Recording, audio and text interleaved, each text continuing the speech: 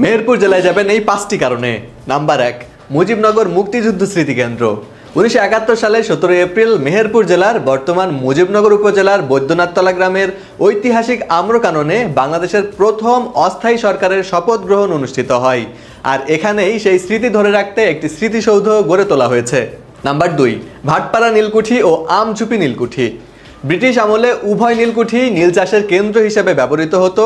বর্তমানে উভয় নীলকুঠি পর্যটন স্থান হিসেবে অধিক পরিচিত। এখানে এখনও ব্রিটিশদের অত্যাচারের দৃশ্য চিত্রায়িত হয়ে আছে।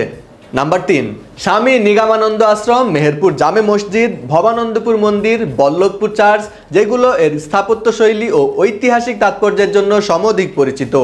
নাম্বার 4, হিমসাগর আম, মেহেরসাগর কলা, সাবিত্রী মিষ্টি, রসকদম্ব মিষ্টি, ব্ল্যাক বেঙ্গল ছাগল, গারল ভেড়াকে এ জেলার আইকন বলা হয়ে থাকে। এবং সর্বশেষ নাম্বার 5, মেহেরপুর পৌর পার্ক, গাংনী উপজেলা পার্ক ও কবরস্থান। মুক্তিযোদ্ধার শহীদদের স্মৃতি, প্রাকৃতিক সৌন্দর্য এবং শান্তিপূর্ণ পরিবেশের জন্য পর্যটকদের কাছে এই স্থানগুলো অত্যধিক জনপ্রিয়।